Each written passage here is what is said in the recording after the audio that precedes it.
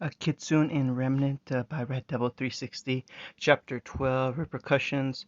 Naruto stood silently overlooking Ruby and Whis as they lay in their bleach white beds in the infirmary. He was currently alone in the room besides the two, both Yang and Pyra having returned to their rooms to change and shower after spending the night in his current position.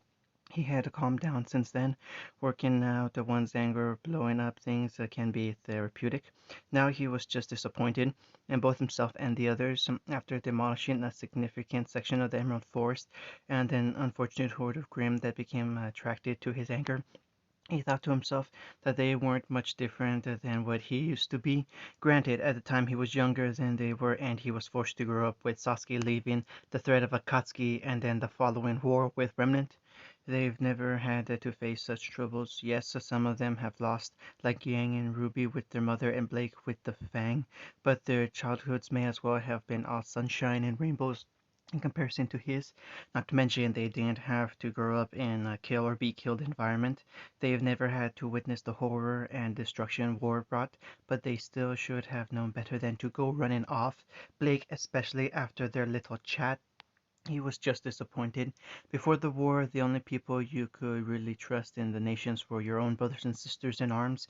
Everyone else might be out to kill you. Of course, they might not be, but you could never know, and it gave birth to a healthy dose of paranoia in every shinobi. Here in Remnant, everyone was so trusting of each other.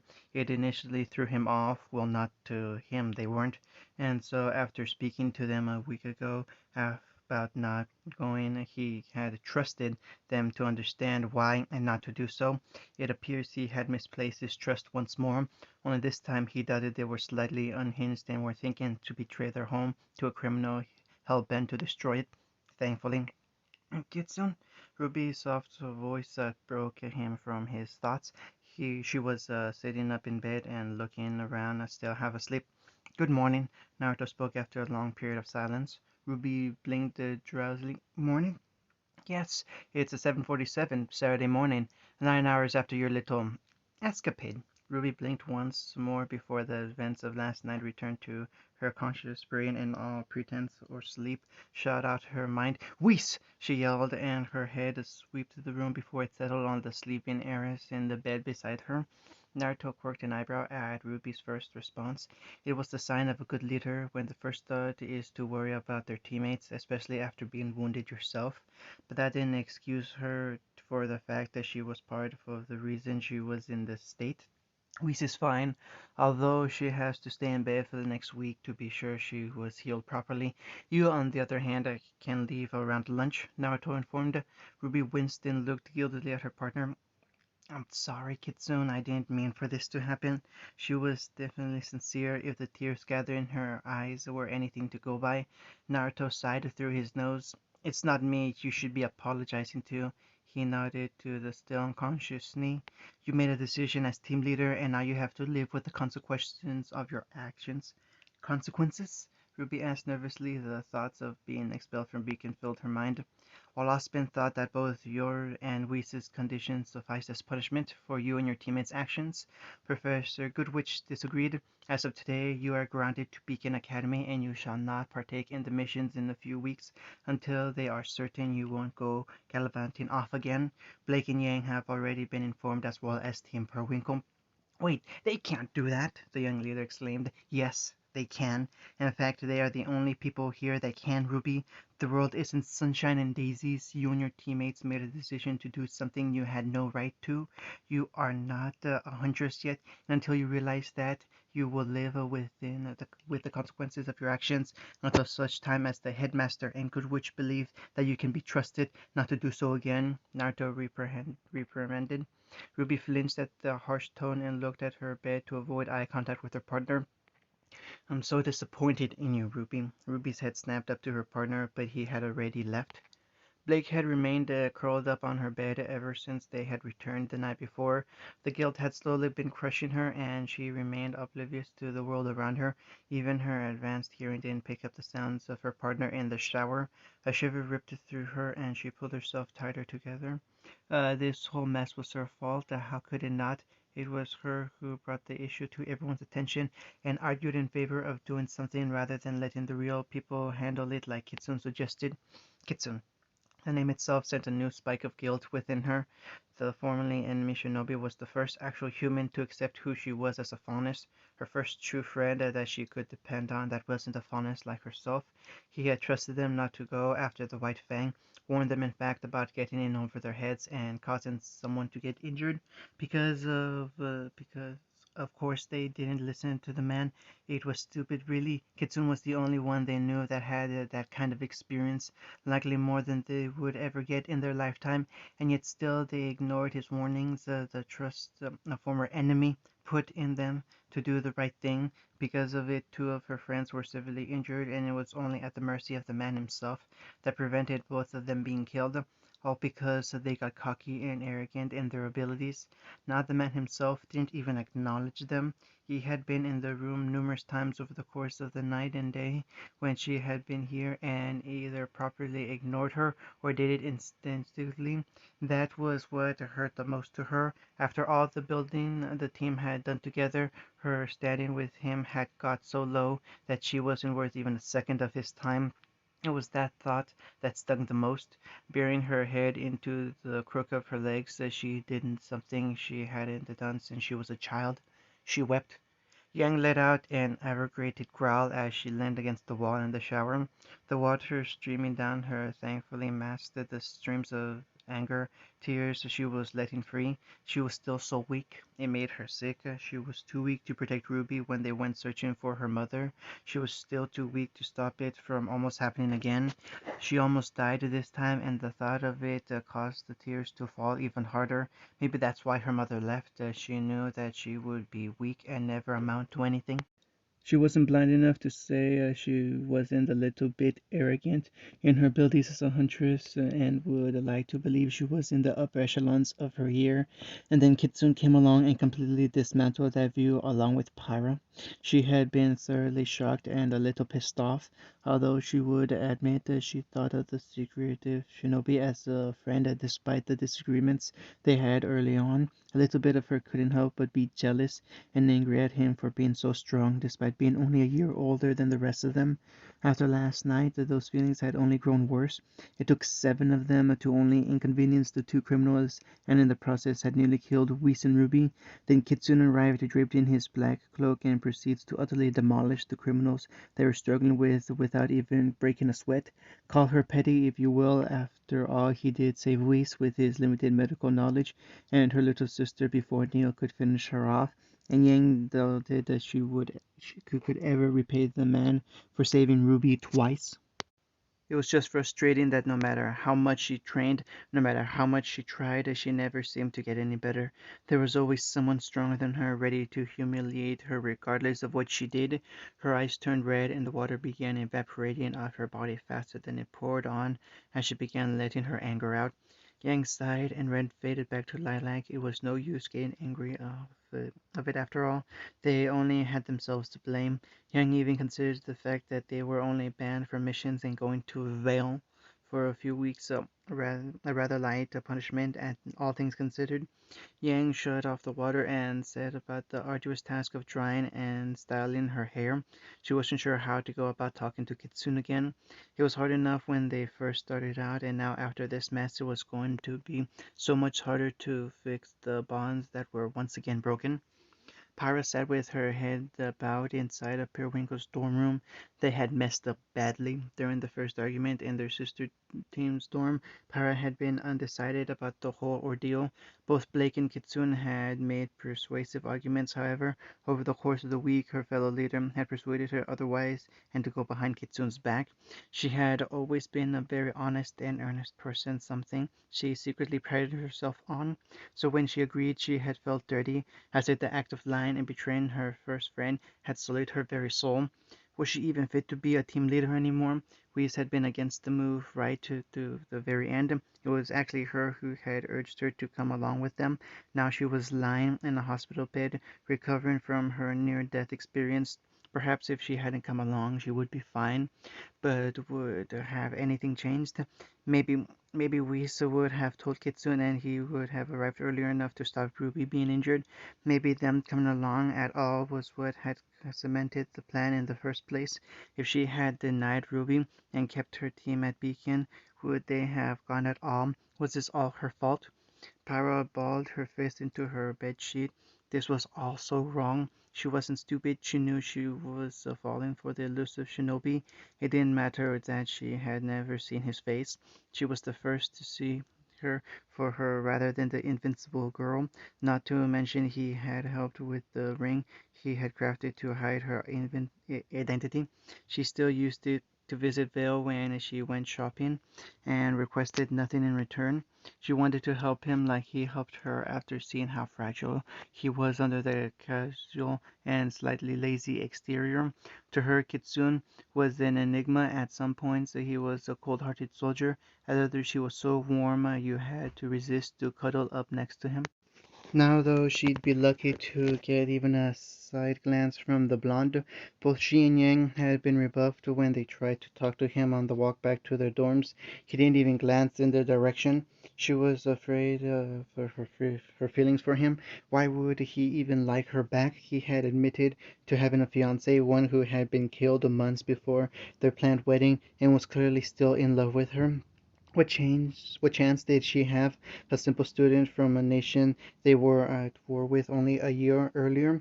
They were from two separate worlds. Tears glistened at the edge of her vision when she refused to let them fall. Her heart ached, but she ignored it. After all, what chance did she have with somebody more untouchable than even her? Nora and Ren watched silently from the opposite side of the room as they witnessed their leader tear herself apart. Winter's knee sniffed as she stepped off her personal airship on one of the landing pads at Beacon Academy. She may be a self-styled ice queen, but she cared for her sister, so when she heard about her incident, she dropped what she was doing, with permission of course, and rushed over from Atlas, having flown all night to make sure she arrived as fast as possible. Although she was in a hurry, she took the time to admire the architectural differences between Beacon and Atlas Academy. While she walked and could safely say she preferred Beacon over it, it was just that more grand and pleasing to look at than the bland military style academy she had known. Though she would never say it out loud, she even preferred the buildings in the nations. It was just so much more elegant regardless of the militarism present. Her bland mask cracked slightly as a frown made itself known when memory surfaced of her time overseas. Winter huffed to herself and shook her head. It was no use to think of such things. They had passed, and apart from a few scars here and there, they were only thing tying her to that place. She continued on to the infirmary, expertly ignoring the various stares she received. She was used to them after all. The journey was short, and she entered to a girl in a red hood sitting in one of the two just besides her sister's bed. Ruby Rose, she inquired upon entry. The girl looked around at the call with clear surprise and confusion right on her face. Yes, how do you know who I am? My apologies. My name is Winter Schnee. This is my younger sister, and she regularly writes to me. You were the subject of one of those letters. Winter informed us, stepping closer to the bed to get a better look at her sister. Ruby blinked in surprise and looked at the occupant of the bed. She writes home about me? Yes, if I remember correctly, you were the scythe-wielding dolt who loves cookies and is too cute for her own good, Winter explained plainly, now looking over the chart at the end of the bed, turning a blind eye to the younger girl who had turned a shade darker than her cloak.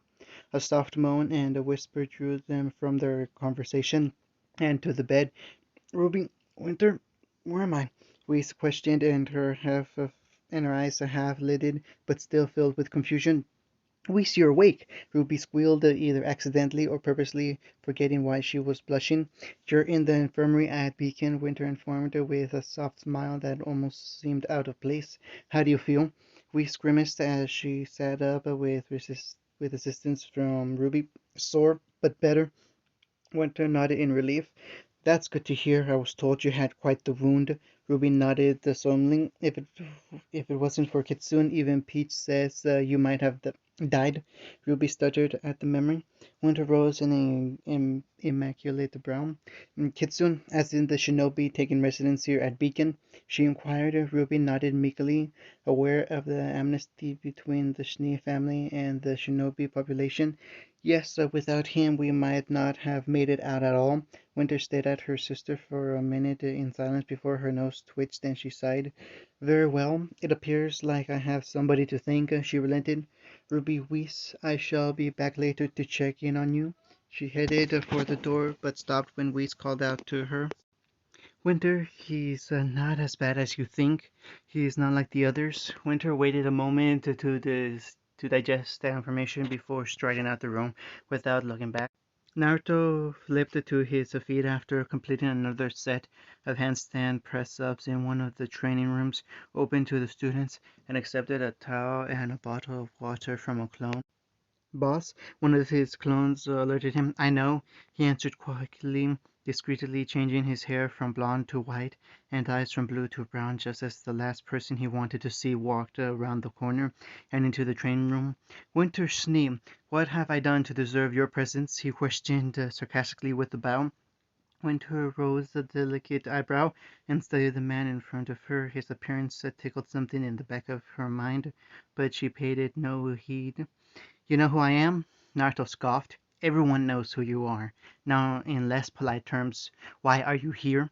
The former heiress seemed to fight with herself for a few moments before she opened her mouth. I wanted to thank you for saving my sister's life. As you may or may not have heard, we don't really get on well with our father, so she is all I really care about. Naruto studied her in turn for a moment before nodding his head once. You're welcome. I would say that Reese is a friend and we in the nations help friends in need. Winter nodded and returned. Nevertheless, I understand you didn't have to. After all, with our past experiences with each other, you could have just as easily left her to die. I appreciate what you did for her, even if her father does not. Naruto shrugged and began dismissing the clone, whose appearance had also changed. While I can't say the same for the more petty people back home, I don't hold her accountable for what her father and General Ironwood did. That is rather honorable for a shinobi such as yourself, Winter shot accusingly. Naruto shrugged again. Not sure what else I can say. As I said, I only speak for myself. Others won't care if she had nothing to do with it. They'll only care that she has the name Schnee. Besides, I mean, I may be a shinobi, but I try to have some standards. It's what separates us from you, Naruto shot. Winter growled and took a threatening step forward. Your hands are not clean either. Do not pretend to have the high ground here. I followed orders because I had to. Naruto snorted and watched Winter's position. We were responding in kind to what had already been done.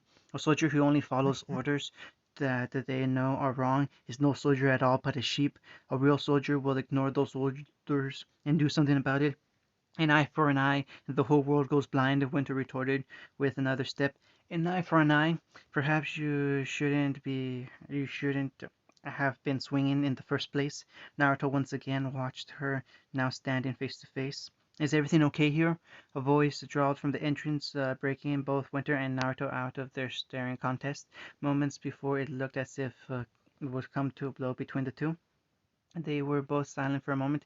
Yes, Headmaster, everything is fine, Winter and Naruto replied together after glaring at each other a final time. With a hum, Winter turned on her heel and striding out without even a nod to the headmaster who was standing at the entrance with his customary mug of coffee. This isn't going to be a problem, is it? He questioned after she had left. Naruto snorted and finished packing up. Believe me, I'm trying not to get involved. She came here on her own free will. Osmond took a sip of his coffee. To do what? Thank me for saving Whis. If that was all, why were you both ready to rip each other to shreds? Naruto swung his bag over his shoulder and walked out with Osmond joining him. A little bit of friendly rivalry, that's all. Indeed, Osmond sounded unconvinced, but made no move to press it any further. Was there anything you needed? I doubt you're here just because you missed my company. Yes, I was wondering if you were going to attend the dance on Friday. That's what you wanted to ask? Naruto asked, rather confused. Yes, I thought it might be a good idea for you to interact with the other students in a calmer setting. What are you drinking? Coffee? Are you sure? To both things, yes, was the simple answer. Who's organizing it? The school. We put forward the idea, but we decided to let the students iron out all the finer details. It's Team Ruby, isn't it? And Periwinkle, I hope that this might be to teach them some responsibility. You're not going to let this go, are you? Not in the slightest. Naruto sighed and rubbed his brow. Fine, I'll go, but I won't stay for long. I have a feeling it won't be my kind of thing. Just stay a little while. That's all I ask. Naruto grunted in response and walked off to his dorm to get a shower. Aspen and Glinda stood to the side of the dance floor, watching the students mingle and interact with each other. It seemed that Ruby and Periwinkle had outdone themselves with the dance, and many people were enjoying it. All but one, however. How do you fight in these things? A bored voice complained. Both teachers turned to look at Kitsune approaching them, tugging at the black tuxedo with orange accents. It's too tight. You're not meant to fight in it. It's supposed to be worn at these types of events, Glinda commented dryly. Yeah, I don't really do these types of events, Naruto complained, again, this time pulling at the cuffs. We noticed. It had taken him a couple of tries, but he had finally managed to tie his tie correctly. Why the suit was mandatory he didn't know, especially with how constricting it was. But Naruto ignored it for now. He had to stay and mingle for a few hours, and then he could leave. Simple. Naruto eventually stopped tugging at his outfit and stood silently beside the pair, observing the party just as they were. Ruby was sitting with Whis out to the side, the areas having been released earlier in the day on the condition she try and avoid dancing to aggravate her wounds. Yang and Blake were on the dance floor. Pyro was chatting with a horde of fans and looked rather uncomfortable doing so. Nora had somehow dragged Ren onto the dance floor, and Winter was talking quietly with General Ironwood. And Naruto smirked when he saw hints of anger hidden at the back of her eyes. It seemed that the protege wasn't on good terms with her teacher. Finally, in the corner were two guards and that orange-haired girl Ruby liked. Penny, was that her name? Not that it mattered. Your parties are rather lame, Naruto commented. Why is that? Osmond questioned with a curious look. You've got no booze, and why are they dancing so slowly? Not to mention the music. Well, we're sorry for not living up to your standards, Kitsune, Glinda growled. Naruto shrugged. I'm just used to fast life. All this slow stuff is just annoying. Speaking of your fast life, any more news on the missing nin? Osmond inquired. Naruto sighed and shook his head. They've combed the nations back and forth, and nothing, not even how they got over here. Either it was only those four, and they were too small to do anything significant, or whoever transports them is extremely good at covering their tracks. Hopefully, it's not the latter. Why is that? Because it's too quiet. If there really is a mastermind behind this, they could be planning something bigger. Then let's hope it's the former, Osmond said hopefully. The former of what exactly? Ironwood questioned, walking up to them with Winter in tow. Nothing you need to concern yourself with, General, Osmond dismissed. While Ironwood looked suspicious, he had nothing. He said nothing more, and instead gestured to Goodwitch, asking for a dance, which she reluctantly accepted. Winter, on the other hand, took her place on the other side of Osmond, away from Naruto. They stood quietly observing the event with no word passing between them. That was until Naruto suddenly tensed up and snapped his head to the doors of the hall. What is it? Osmond asked, concerned about the strange behavior. Naruto remained silent, his eyes narrowing silently. The seal I placed to monitor Chakra's signature just went offline. Osmond's blood ran cold at the implications. Are you sure? Naruto nodded. Are you sure you didn't make a mistake? Winter asked condescendingly. Naruto handed his punch cup to the headmaster. When it comes to seals, I don't make mistakes. He walked out with Winter and Osmond waiting and watching from the doors, Ironwood and joining them a moment later. The collection of individuals gaining the steadily increasing curiosity of the students inside. Naruto headed forwards, heedless of the mess he was creating behind him. What had him concerned was the fact that he couldn't sense anything, not in the good way where there was nothing to sense. He actually couldn't sense anything, not even the large population of people behind him. He quickly reached the spot he had placed the seal. Nothing. just a scorch mark on the ground. He knelt and ran his fingers along it. It also held the traces of chakra, which was never a good thing. How come it didn't pick it up and then before it was destroyed? Were they using some sort of chakra cloak? Duck! A voice in the back of his mind roared, and Naruto didn't waste a moment to obey, which was why, instead of his head, only a few strands of hair were sliced off when a rusty katana materialized above him and cleaved towards him. The weapon hadn't even finished its arc when Naruto plunged the kunai he had hidden up his sleeve into the enemy nin's jugular and ripped it out to throw at another one who had dropped down from one of the surrounding pillars. Although he had missed, the ninja was then killed when a glob of water impacted his chest, crushing ribs and rupturing organs moments after touching the ground.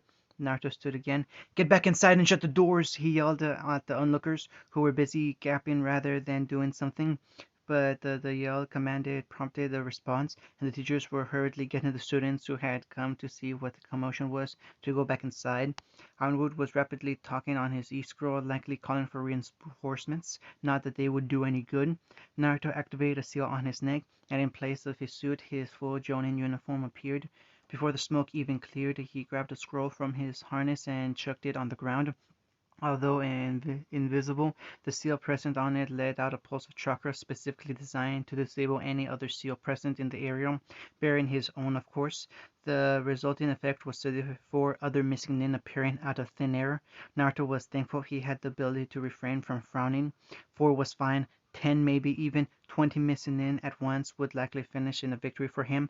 34, not to mention he easily recognized a few among them to be high-level B and A rank, was a whole other can of worms. His position among the nations wasn't as secretive as being a part of the Anbu should have been. He was named enemy number 1 by Atlas only months into the renewed war, and he was constantly made aware of this fact by their pitiful attempts to kill him. Thankfully, it was his Anbu persona they hated, which is why he didn't wear his armor in Remnant. However, in coming to Remnant, he was required to hold back his full capacity to avoid tipping off the local authorities to his real identity and agenda, which in turn meant facing 34 high-level shinobi suddenly got a lot harder. A man stepped forward. He was larger, easily 7 feet, packed full of muscles, and wore nothing but beige trousers and sandals. "Step aside, boy, our quarrel isn't with you," he growled. "I can't do that. While attending this school, I am obligated to defend it from people such as yourself, not to mention that you're all criminals."